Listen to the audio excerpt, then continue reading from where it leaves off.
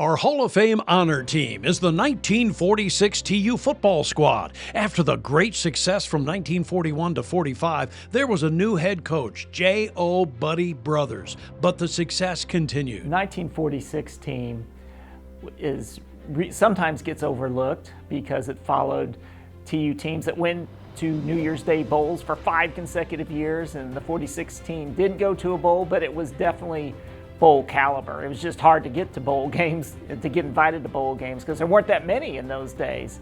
Oh yes, yeah. It was an excellent football team.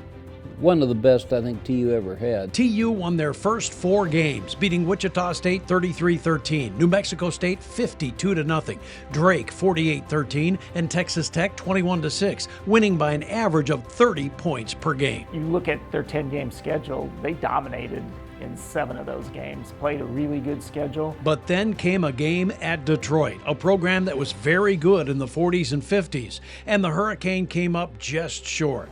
So the coaching staff had to figure out how to recover, and they sure did, hammering Kansas. Then they took down Cincinnati. And then it was Oklahoma A&M. And in a close game, quarterback Clyde LaForce was the difference. LaForce made one of his 90-plus yard touchdown runs for Tulsa in that game. And he was 3rd-string All-American that year, probably the best quarterback in America. So TU won that game 20-18. And then they took out Baylor 17-0. And when you look at the Tulsa results, TU's defense was special all year long. The 46 team, what a defense it had with 4 shutouts in 10 games. Really impressive. Tulsa would close the regular season with Arkansas, a huge matchup against the number 10 Razorbacks. TU led 14-7 in the last few moments when Arkansas scored to make it 14-13. I'd certainly remember the Arkansas game. We blocked an extra point with just seconds to go. I can't remember who blocked the kick, but it was very, very critical because Arkansas had just scored and looked like they would tie the game. And of course, in those days, you had ties. Well, the man that blocked that kick was Jim Finks, who would later go into the NFL Hall of Fame.